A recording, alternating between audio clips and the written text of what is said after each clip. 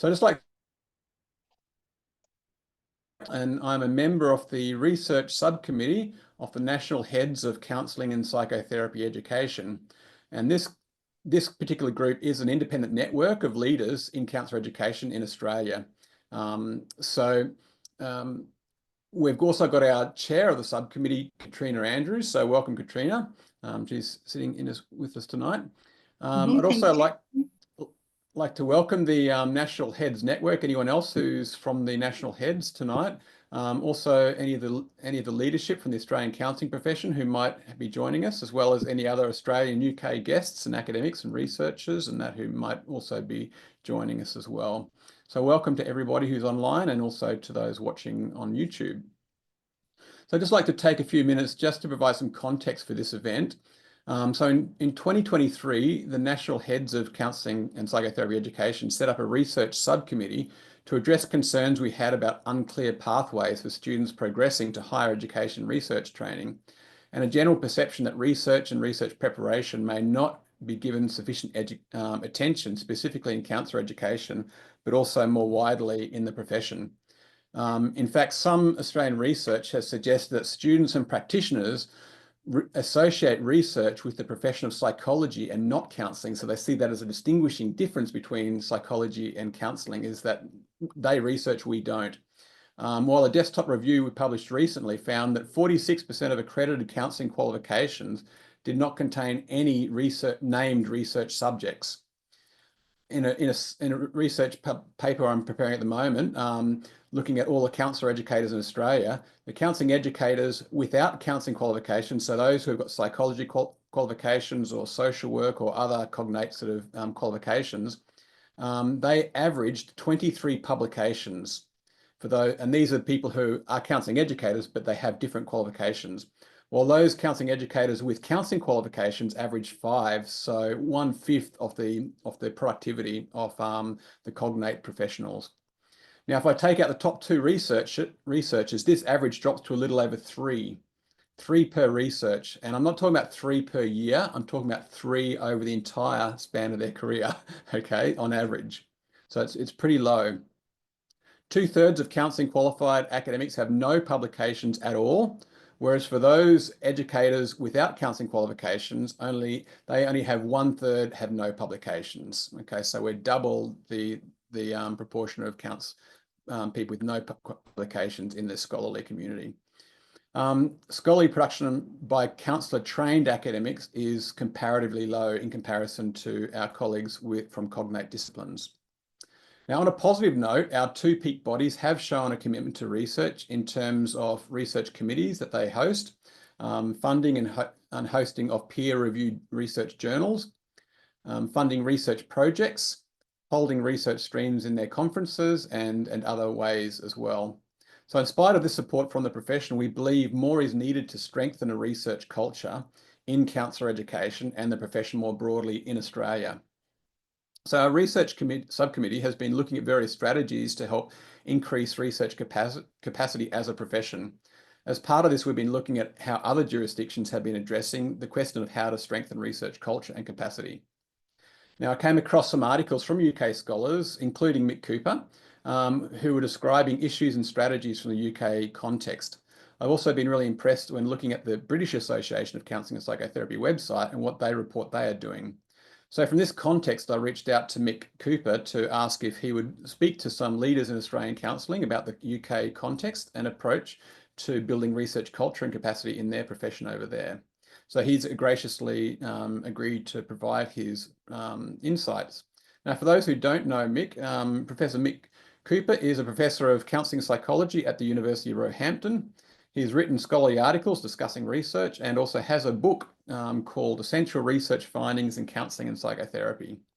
On his own personal website blog, he has a section of blogs devoted to assistance with research. So for counselling researchers or students can go research and in various different areas of interest. So it looks like a really useful resource. So for tonight, I've prepared some questions for Mick relating to tonight's topic, which is around, the experience of research in the UK context in counselling in their profession over there. And so I've got some questions, and I will open it to the floor for some other questions. But first of all, it's my pleasure to introduce Professor Mick Cooper to this event tonight, to this Q&A session that we're holding. So thank you, Thanks, Mick, for joining us.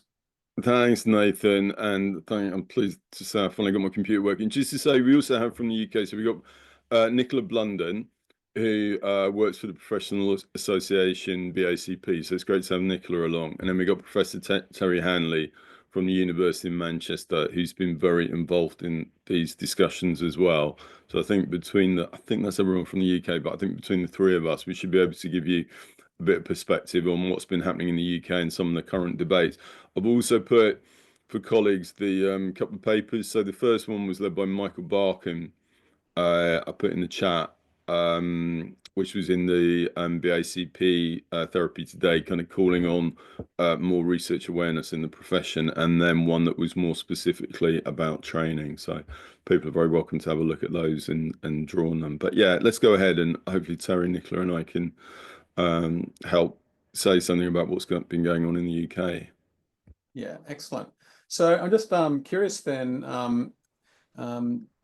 team, is in terms of can you tell some of the history of the discourse of research in the UK, sort of the conversations that's been happening up until this point, and some of the issues and struggles that you may have faced or experienced over there? Yeah, let me start, and then maybe Nicola and Terry can fill in some more.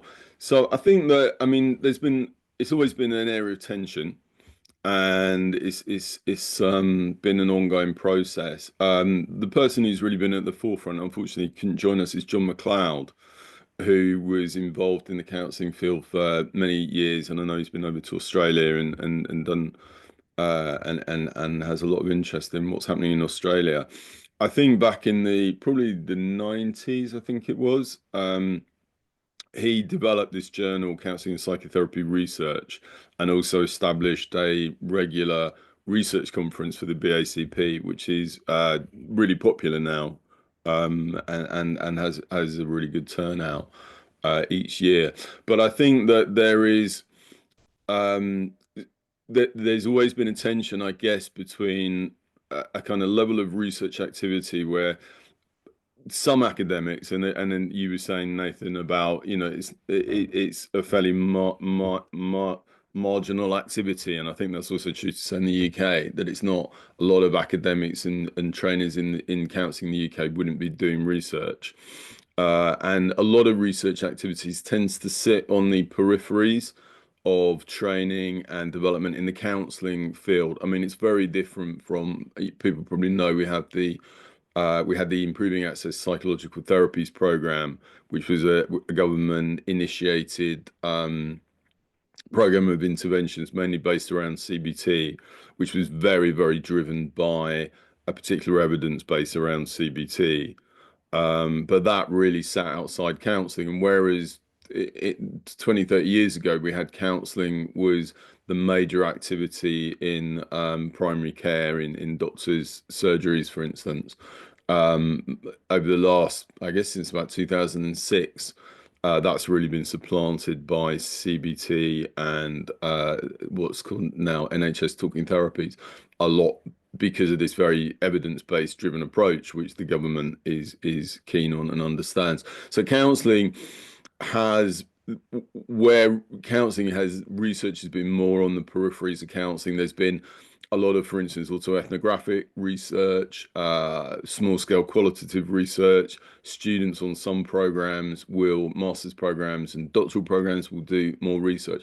But I think where Michael Barkham and myself and others were writing from was a concern that it was really at the peripheries of the profession, and the research was done often as a kind of way of practicing skills in inquiry, often very aligned with person-centered and phenomenological practices, which is great in many ways.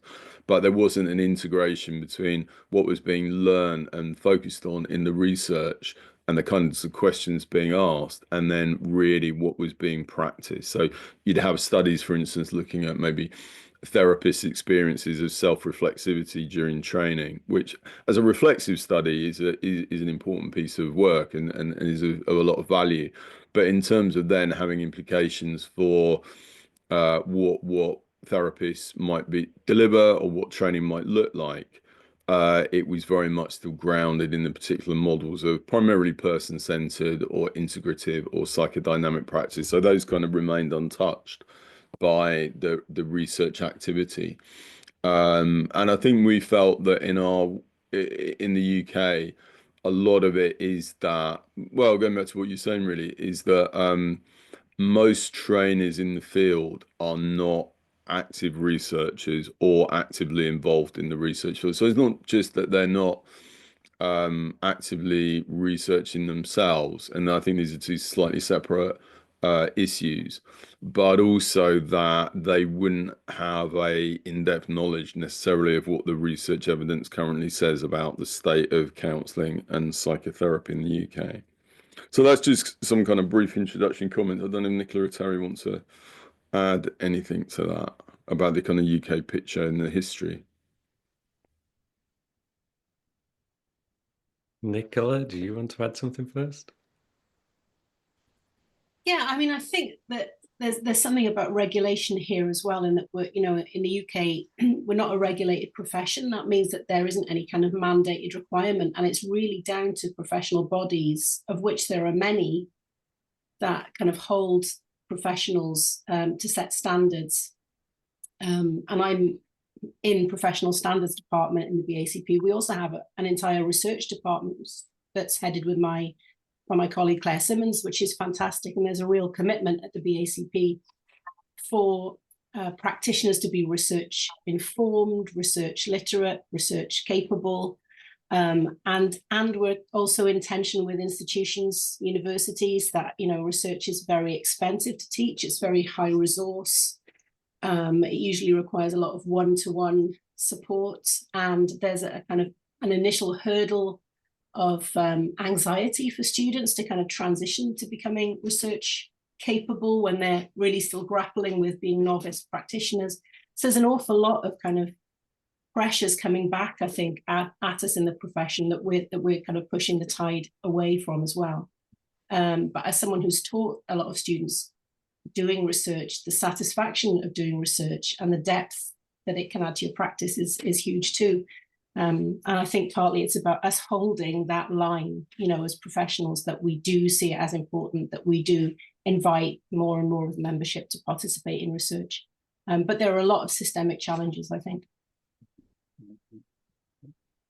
Yeah, I think I'm not going to repeat kind of the kind of practitioner side. I think kind of, what Mick and Nicola have sort of reflected is certainly my experience, that it was historically a bit of the poison chalice. I think, if you were the lecturer that was introducing research skills, it was, you weren't the one who was introducing people to what they were sitting in that chair to sort of learn, whether or not it was person-centered therapy or whatever it is. And, it felt like there was a real trying to win hearts and minds kind of in that process. And I think Mick's work and kind of BACP's work has done a huge sort of sea change.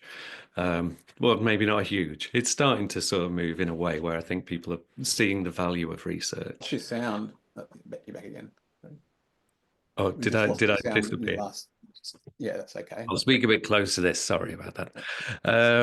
Yeah, the bit I wanted to add, I suppose, was thinking about the context. So Nathan, it was interesting hearing your overview of kind of, academics in Australia. And I think while the picture's slightly different in the UK, I think there's a lot of academics in the UK still aren't very engaged in research. I wouldn't imagine you would sort of get many of us who are kind of have published similar amounts as your higher kind of level within Australia. And within we have this the Research Excellence Framework, which I think you have in Australia in a similar format.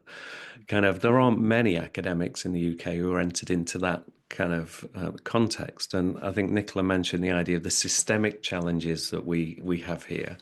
I think lots of institutions that maybe counselling is sort of offered don't have the resources and the support for researchers. So whilst it almost sounds, when I listen to you give your introduction, it almost felt like, well, we problematized the academics.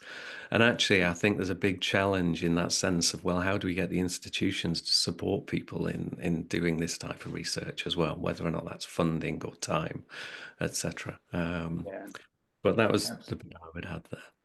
Yeah. So some of the things I'm picking up from all three of you is there's really, in some sense, there's the society is saying we value certain types of research and practice, and we're going to get behind that. And counselling's philosophies at times can be, and our approach to research and our methods can be somewhat different or value different things to what government funding bodies are looking for. And obviously that'll favour other cognate professions, which are actually delivering and giving them what they're wanting.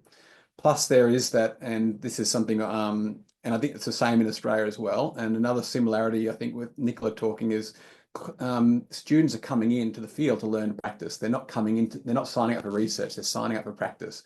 So they don't have that expectation. And if they're exposed to staff who also are not very familiar with research or not even comfortable with it because of the connotations of research, which tends to be linked with the psychology, objectivism, and the rats and stats sort of thing. There can also be that sort of caution around that from the academic side, and even people within the profession as well. So there is some level of quite a lot of, and I believe these issues we're talking about, the culture and all that, and I guess the ambivalence towards it, is I think an international thing. It seems like people are attracted to counselling, are very much attracted to relationship more so than rats and stats. So we've got this, almost geared away from the understanding the benefit and value of research. Would that be a fair sort of conclusion? Or? Yeah, I think that's an excellent summary, Nathan, and is very accurate. I think just the one bit I'd add to that, and apology, this becomes a bit of a rant, but I think one of the problems in the counselling field is that we're often very rooted in particular modalities. And I think, for instance, I come from a person-centered and existential background. Person-centered is very popular in the UK, psychodynamic. But often when students learn about the person-centered approach, what they'll learn is Rogers's 1957 propositions as the basis. And I think where trainers are very committed to, say, those 1957 propositions as the basis for practice, as a kind of truth statement about what is necessary and sufficient for change, or particular models of psychodynamic therapy. Research knowledge really doesn't have a meaningful role because, if Roger said this in 1957, then why would you want to do research? Research at the very best will be around the peripheries, maybe trying to show that what Roger said is true, or maybe look at how that is for therapists or practitioners to learn that. But there isn't a genuine engagement with research because there isn't a genuine belief that research is going to tell us anything that we don't know. So I think for me, the issue of taking research seriously, and I think it is useful to distinguish between research knowledge and research as a kind of practice. And I think there's there's a massive body of research knowledge out there from psychotherapy researchers and across the field. But I think to take that seriously means to take I think one has to have a particularly flexible, open-minded approach to what it means to practice as a counsellor. One which, not to say one shouldn't have a model, but there needs to be a certain openness, flexibility, willingness to learn, grow, kind of areas of recognizing the limits of one's knowledge, in contrast to a kind of almost zealous religious-like dedication to a particular model. I think, we do have that in the field around a range of different models, and where people have that kind of zealousness about a particular model, I think research is always going to play a very tertiary role in informing practice. And then if you have practitioners who have that zealotry, and students come out of courses with that zealotry, that I don't think there's any chance for research. Mm-hmm. Yeah. And so in the UK, there appears to be some people who have, or some movements to try and enhance research and embed it more into the culture, at least an openness to it, maybe research literacy in that. What sort of things have people done or groups done that's tried to encourage or enhance the capacity of research in the UK or literacy of the research? Well, it's interesting what Terry was saying, and it sounds like maybe Terry's a bit more optimistic than I am. I think that I am not sure the dial's particularly shifted. I think I mean, certainly there was, there was these couple of articles from Michael Barkham, myself. I think Nicola was saying the BACP research department has been very active. They funded a big trial a few years ago, looking at counselling and comparing it with CBT. They have the research conference, which has been very active. I think there's been some, I mean, we're going through this process called Scoped, and maybe Nicola can say a bit more about this, which is a UK-wide regulation process for counselling. And there is some inclusion of research competencies in research criteria in Scope. But personally, I think it's still very much at the margins and isn't kind of integrated in a serious way necessarily into the competencies across the different levels of the profession. So I think there's maybe been more discussion whether there is actually a meaningful change, and anything's brought around a meaningful change. I'm not sure. Terry, what do you think? Do you think things have meaningfully changed? You put me as the optimist in this sort of thing. From 20 years ago, yes. I think that people seem to be talking about research a lot more and sort of have it on the agenda. I think I can see it sort of people using it to inform knowledge around new topics, thinking about online therapies or kind of digital technologies, and thinking about climate anxiety, decolonizing curricula, and those sort of topics. I sort of see that people are using it on that periphery, less so necessary, when we talk about routine outcome measures. And, I know Michael, when he wrote that paper or pulled that paper together, was very keen to sort of try and increase some of the discussions about how it informs almost day-to-day work. I think probably I see less of a movement in that particular area, but starting to sort of chip away at kind of or inform practitioners about new horizons, I suppose, is an area I think is helpfully moving. It sounds almost like it's around the safer topics, because it's a little bit threatening when you're looking at your own outcomes and compared to. I think there is a bit of that, and it's kind of there's that. What is the science that is useful for counselling? I suppose if we start taking, you mentioned psychology and kind of particularly that kind of positivist sort of perspective, it doesn't fit with a lot of psychological theories, and I think sometimes people don't see the synergy between the different worlds. And Mick's been doing some really interesting stuff where you're trying to bridge kind of that more positivistic and maybe ideographic kind of different perspectives, which seems in keeping with even the way Rogers was working in the 40s. He was a scientist. You read his 42 book, half of that book is a transcript with Herbert Bryan that he sort of did because it was, he wanted to understand the practice more. So he scrutinized his work in a systematic way, and he went on to do some simplistic trial sort of work, but he was experimenting with these sort of works of sort of research approaches, and people sort of are selective in their histories of kind of how these sort of models sort of evolved in some ways. And I think we sort of need to get something that seems to fit with what we do, rather than necessarily saying, well, we need to be like those positivistic psychologists that publish in these high impact journals. We don't. We need to find something that fits with sort of our philosophies and our ways of working. And suppose you do, will your educational institute support that in terms of promotion, or is that a different conversation altogether, almost? Oh, well, I don't want to take too much time. I'm sure others have perspectives on this as well. I think it depends on the institution. I'm involved in reviewing for a number of institutions across the UK, and I can see, like, my institution that's very research intensive, values what I do. It finds it hard sometimes to sort of work out where we situate it.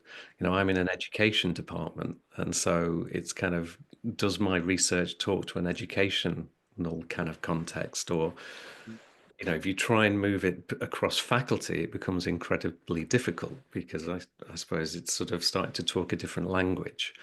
In other institutions, I think we fit more within kind of social care or psychology neatly, dependent on the academics and their focus, the way their research is directed. But I think it's something we always have to have in our agenda is, well, who is paying our bills and kind of, so therefore what does our research have to look like in some ways?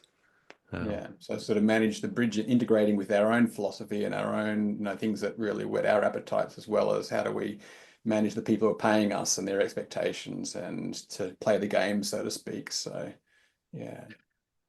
Can I speak? Oh, carry on, Terry. Carry on. No, I could talk about that for a long time. So you go in, Nicola.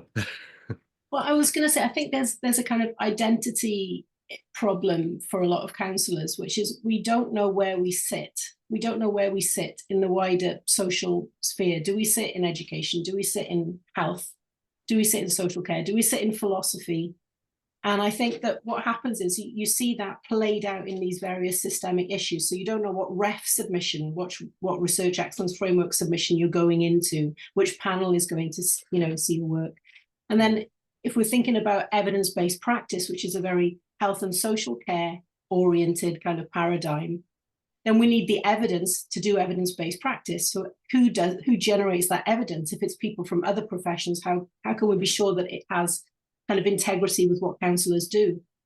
So that means counsellors need to do it, right? So we need to produce that evidence, but a lot of counsellors see themselves as sitting outside of that medical model, health and social care model, quite deliberately, even though Rogers was saying, Rogers was into the facts, and Mick has repurposed his quote, "The facts are friendly," for his book. And we know that research should be in the DNA really of what we're doing, but where does it sit? What paradigm does it sit in? I think that tension is part of the reason that we see these things played out in a more kind of granular level. And I'm not sure that there's a solution to that, other than the point that Mick was making about we need to be flexible. We need to maybe sit in multiple paradigms. We need to sit across paradigms somehow.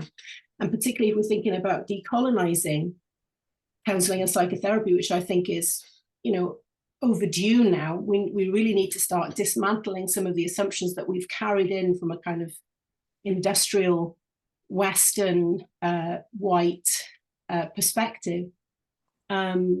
We might not sit in any modality that currently sits in academia. There might be something, more transgressive even than that. So then how are we going to research inform that practice? How are we going to develop evidence there? So I think it's a kind of soul searching for us as a profession, really, about what we think our role is in society and what our identity is. And that's such a huge thing to do when so many of us are so different and coming from so many different perspectives. So there's no solution there, but perhaps that's why we see these silos springing up. It's one of those challenges, I think, in the counselling profession, because we've typically been a profession which congregated together from a whole lot of people from different diverse backgrounds who've come together. So diversity is one of our almost part in our DNA, individual diversity, which means that the whole where we sit in multiple areas. So yeah, totally agree with you, Nicola. Yeah. I mean, I think one of the challenges is that, going back to what we were saying about REF, is that from a university's perspective, the studies that tend to get the best ratings, not always, but tend to get the best ratings of REF, are most likely to get funded, are big randomized controlled trials. And Nathan, you were using the term RAPS and stats, and and certainly research can be many, many other things. And as Nicola was saying about decolonization, it can be ideographic, but it's those big normative large-scale studies that are the ones that tend to get the funding, tend to have the highest impact, tend to be taken most seriously by the government. So there's constant pressure to kind of be involved at that level. And as somebody who's been involved and led, we did a big trial of person-centered school counselling. I think what we learned from that is actually it wasn't the end of the world. We weren't selling our soul to the devil to be involved in something like that. We used it as a frame. I mean, it was very interesting to do something controlled and to look at the effects of counselling against people who didn't have counselling. We just published a very, very large scale qualitative study where we interviewed 50 of the young people, which we wouldn't have really been able to do if we hadn't done a kind of large scale randomized controlled trial and got kind of £800,000 or so funding to do that. So I think that, you know, those areas, and also the, you know, the statistics area. I mean, high level stats is not, you know, it's not just about doing stats, it's about doing high level stats for the higher journals is often what they like and prefer. And having people in our field, in the counselling field, who are interested and willing to do that, it is really is a real challenge, but I think it is really important. And you know, there's people we collaborate with, statisticians, health economists.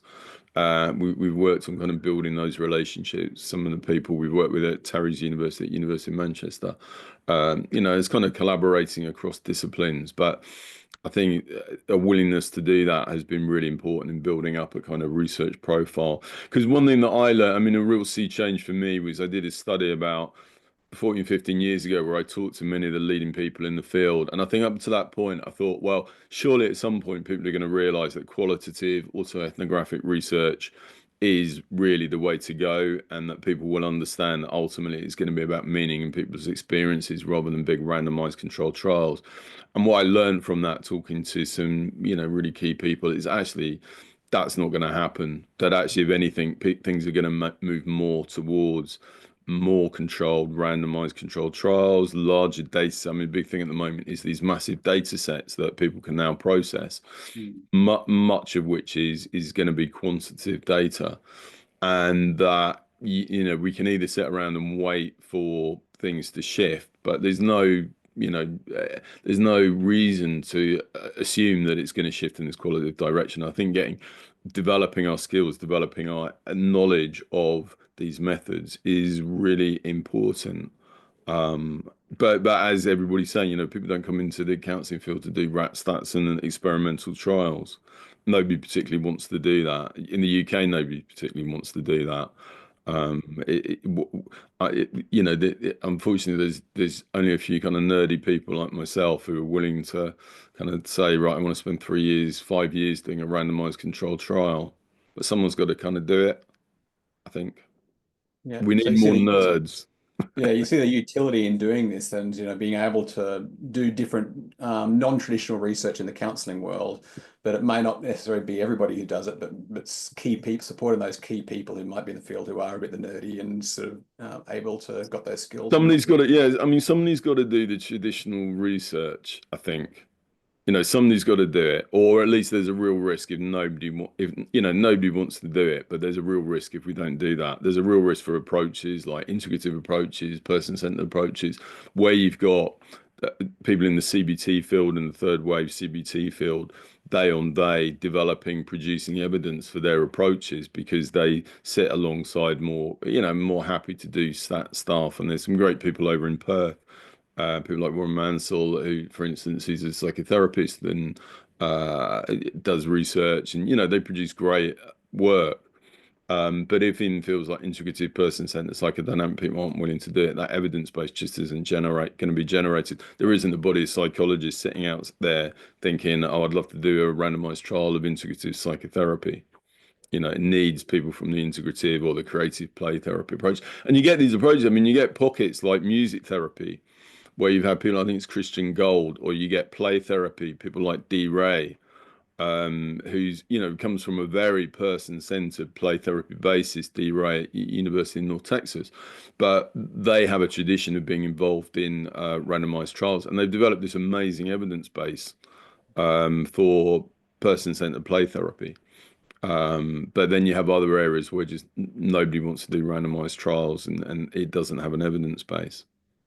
Yeah. I might just open it to the floor now in terms of if anyone's got any questions. Any of the other Australian people got any questions of any of the panel here? Anything that you've had on your mind as you've been listening and just wondering about?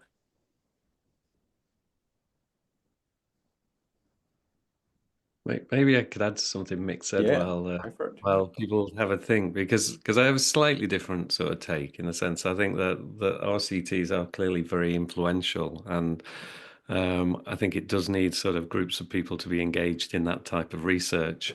I think there's another side where I think there's sort of, we sometimes see the qualitative work as our strength, and actually sometimes when you kind of review the quality of the qualitative research that we're doing, it's not always as strong as it could be.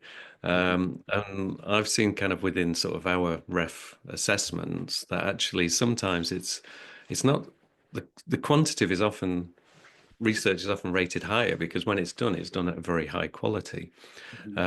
I think the assessment through our universities, it doesn't exempt qualitative research from being rated at the very highest, world leading research and having a change, but sometimes it just doesn't quite meet that mark.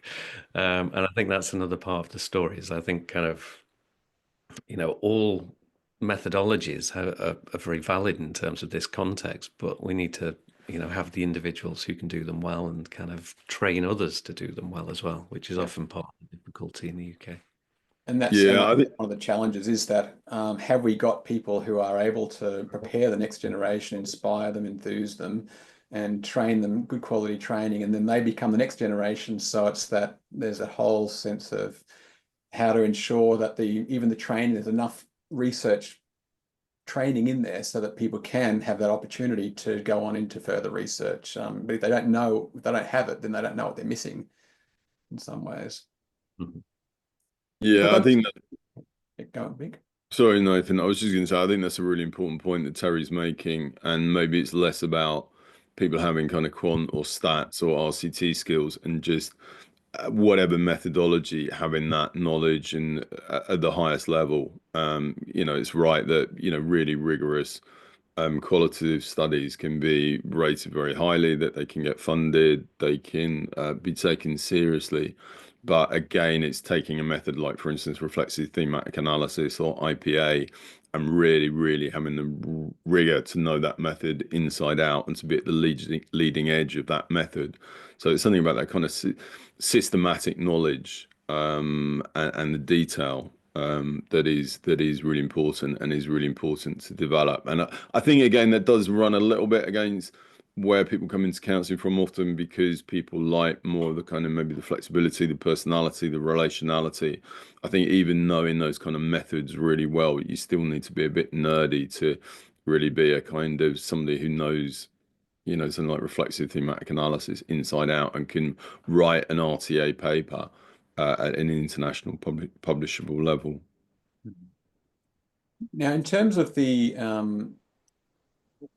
each of you, what would you sort of say has either been the most influential strategic approach that the UK has done to support research and build capacity, or that you would like it to do, that you think needs to happen, take it higher to increase the capacity and the across the profession, to take it from the fringes, so to speak, more into the centre, closer in that direction?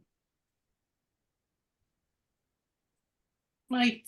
I'm in terms of there is no centralized strategy here as well. I think that's important to say. It's people like Mick and Terry and others pushing and bringing research back to the forefront and carrying out that research, and we should be grateful for that as practitioners. Really speaking as a practitioner, thank goodness. The work that was done that Mick's team did with schools, actually that's had quite high impact. So one of the findings of that was that young people feel very uncomfortable with silence and very exposed, and sometimes feel feelings of shame in silence. And silence was practiced a lot with young people.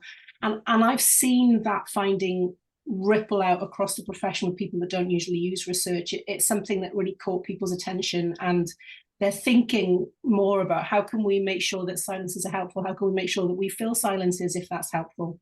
Which is kind of a 180 turn on maybe what their practice was like before. So sometimes these very impactful things come from one place.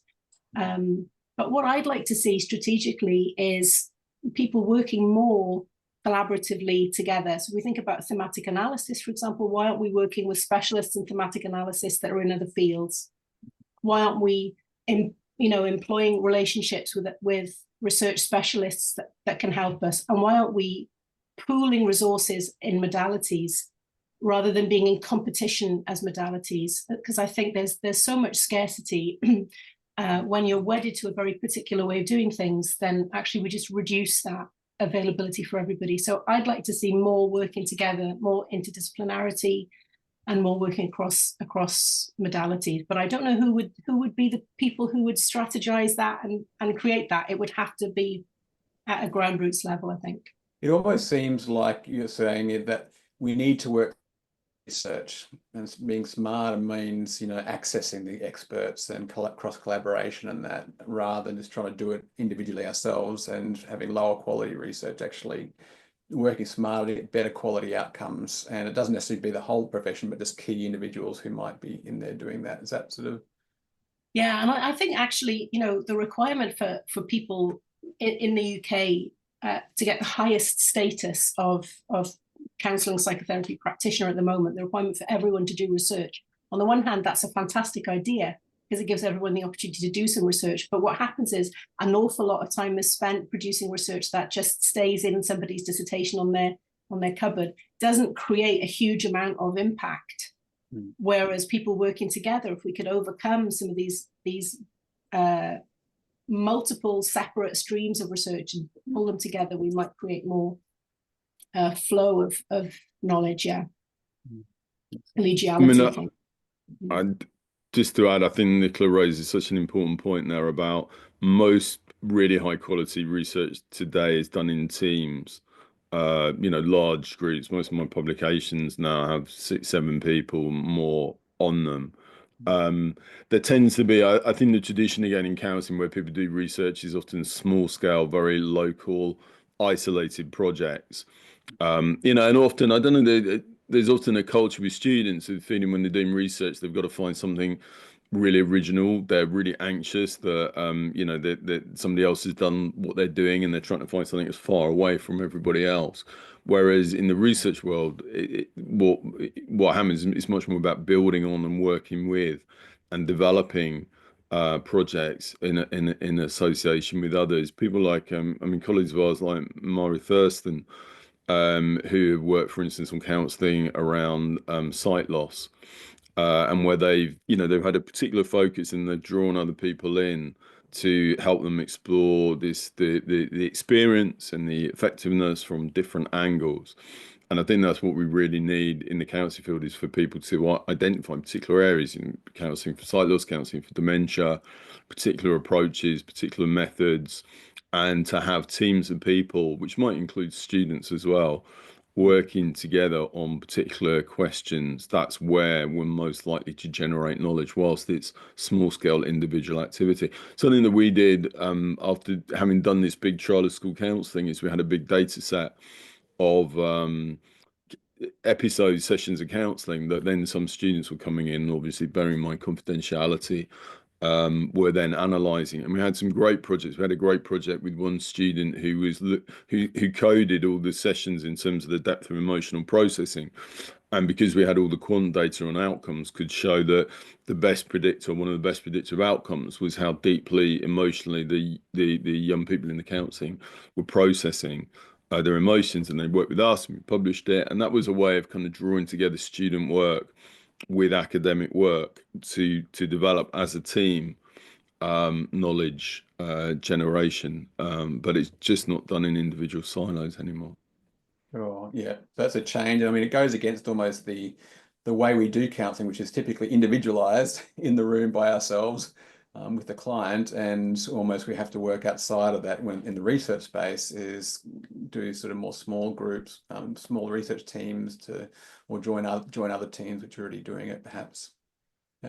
And I think teams which are focused on a question. I think sometimes when people work in the counselling research, they can get focused on the methods. And I think there are some really interesting methods, but ultimately it's about having a question and answering a question. I think people are genuinely interested in a question like, how do we help people with sight loss in the best way that we can as counsellors? That's where you get some really innovative and exciting research, where it's not getting caught up in the methods per se, but the methods become a tool to genuinely find something out. Absolutely. I think my addition to there as well would be that in every other discipline of research, kind of people collectivize. You know, if you look at cancer research, you have specialists in particular areas. You know, we're a bunch of rural farmers where we have lots of individuals doing individual kind of pieces of work. And yeah, maybe, I suppose in relation to your question, maybe it's about training the trainers to understand some of that landscape. You know, I think BACP did a good job a few years ago at trying to sort of distribute information to trainers to sort of support them in becoming upskilled in some ways in research so that they could guide the field a bit more. That seems to have ebbed a bit now, and I think it needs a bit of a refresher even.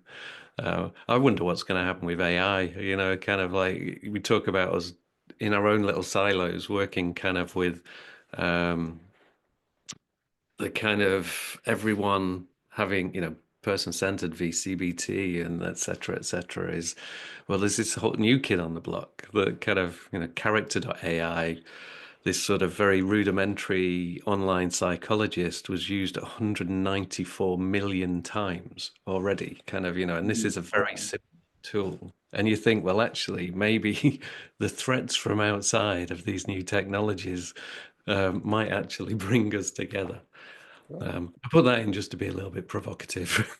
Yeah, But, no, I know we've got a researcher on here tonight who's on a project in AI and counselling. I won't mention her name, but so it's something, a space which is not just, you know, the potential threat version of it, but there's also the how it can assist us in our research and in data collection and all sorts of things, analysis and all sorts of opportunities there that we might have, as well as obviously we can see the AI counsellors as a threat, or we can see it as another resource for clients that they can access 24 hours a day. So I guess there's yeah, all these potential, this whole shift of technology coming into us, and we have to, what are we going to do with that? It becomes a question for us as a field.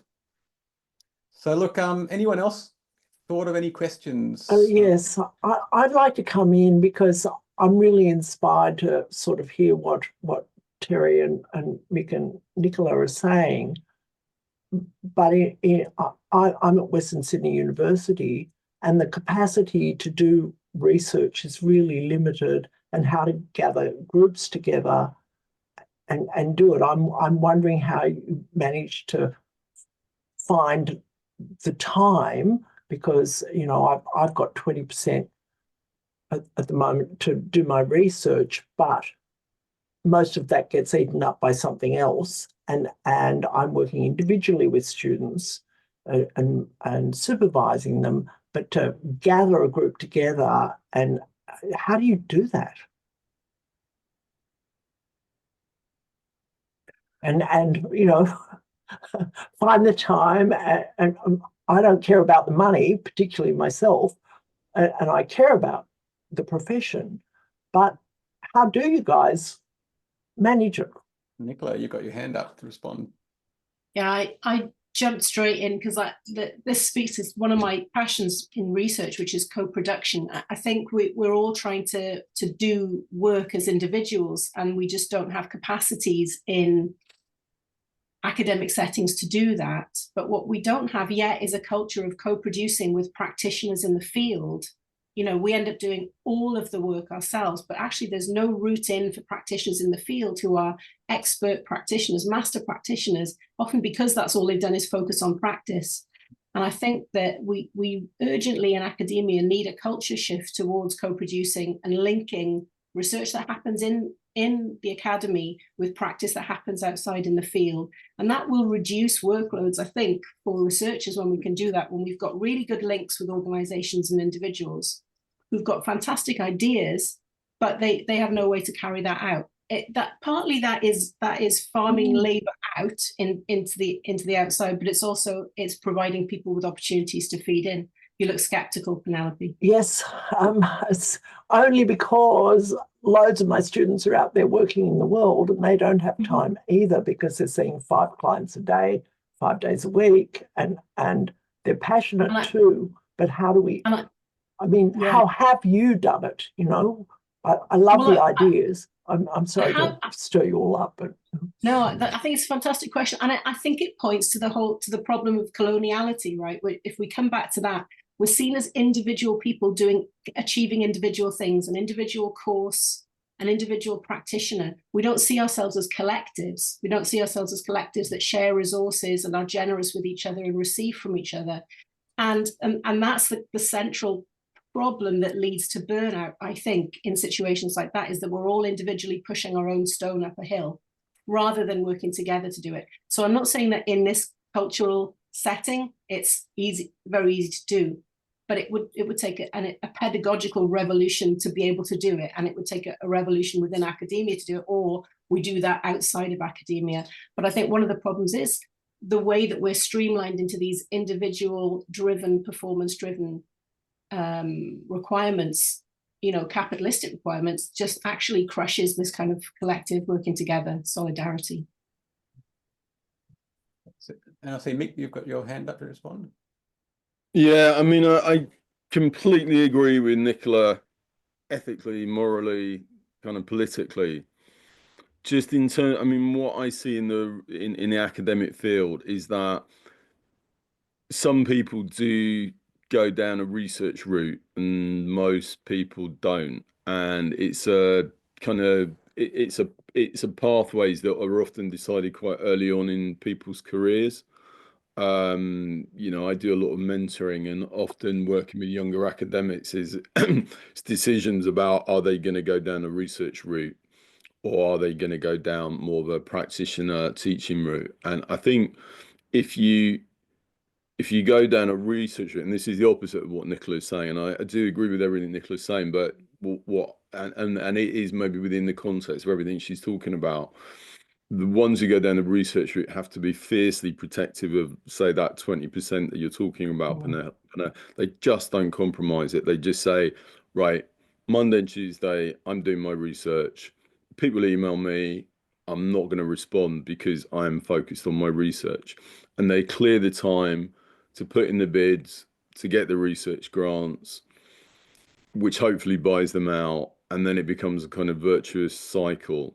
And I think there's probably also something about in the counselling field, that because we care passionately about our students, because you know, somebody comes to us and is really upset, we don't want to be saying, sorry, I'm doing my research. You know, we put the relationships often first. But I think there's a certain I wouldn't say callousness, but there's a real kind of holding those boundaries. It is just so key to make it happen, because it's so easy for that time to get swamped. And I think once it gets swamped, then it becomes more and more difficult to go back into a research position and to get back engaged in research. And then, you know, easily as an academic, as a trainer, you can spend your life doing teaching and not doing any research and losing that. So I think, yeah, I think that's the reality. I agree with that, yeah. Excellent. Thanks, Mick. And I'm just noticing time now. And I guess probably one of my responses to Penny's question is around something which we're looking at. We've started to discuss forming a new network for counselling academics in Australia. And like, I know for me, I'm now working on several projects with people from other institutions as well as my own. And just because through the networks and relationships I've built over time. And so when I hear they're doing something, I might say, can I join you? Or if I'm doing something I think they might, then I say, hey, would you be interested? And so getting some good response. And I know Katrina's also got a research committee going as well, which invites students and counselling researchers and lecturers to come and join. And out of that, they might develop some projects that they work on, and that's all cross-institutional. And so that's I think there's ways that we can create some structures to help provide for those people who are academics who are wanting to research, but they just don't feel they've got the support or the connections within their institution to do so. And I think, Nathan, that the people in the UK, I mean, there's three of us here, but there's a lot of people in the UK, like John McLeod, colleagues at the BAC, who'd be really interested in, you know, collaborating, talking further, you know, looking at what you're doing and learning from what you're doing, as well as inputting, because collaboration, going back to what Nicola was saying, of course, that can happen across boundaries and borders, and it does happen a lot across borders. And you know, in the world today, a lot of international projects. So there are things that we can do together. You know, we can all work together on particular projects. So it would be great to keep in touch and to kind of keep these lines of communication open. to find out more about what you're doing, and to think about ways that we could link up. Absolutely. Yeah, for sure. No, look, that's a great idea. And I think and certainly we've got connections also in the States, and we've got some key people in Australia who come from the States who've got connection there. So, and as well as other international regions as well. So, that's, again, it's the, being able to build relationships and connect in and identify opportunities and reach out to other researchers who are doing stuff that you're interested in, or invite them into teams that you might be leading. So absolutely. Look, I'm just mindful of time, so I just want to thank you, Mick and Terry and Nicola, for making time on a Saturday morning, is it, or a Friday morning? Friday morning, just before going to work, to come and talk to us Aussies down under. And share what you've been doing, and certainly I know the research subcommittee, as we've been preparing articles and that, we've been coming across your articles and thinking, yeah, there's some really good ideas here, and it's been really nice to hear you talk about it and flesh some of those out, add some additional ones, talk about some of the challenges as well, and a lot of the stuff you've talked about, particularly the challenges. I can say, yep, this feels like I'm hearing about Australia now, and I know this is not just counselling here, it's also counselling internationally, as well as practitioners internationally too, because they've had these discussions in psychology as well with the practice versus research, practitioner versus researchers sort of thing. So they're not new conversations, but it's around how do we actually do it within our context and within our area. Well, it's been lovely for you to invite us in, and really appreciate it. And I really appreciate Terry and Nicola coming along and sharing their thoughts as well, and getting to see you all. And so maybe we'll come down under one day, come and see you all again. I was there a while back, but it'd be lovely it'd be lovely to link up. Yeah, excellent. Thanks all. Bye, everyone. And thanks for your the people who attended as well. Hopefully that was a useful session. And I'll put the video online on YouTube once sometime in the coming week, and send over the link. So thanks all, and enjoy your morning and evenings. Thank you. Bye-bye. Take care, everybody.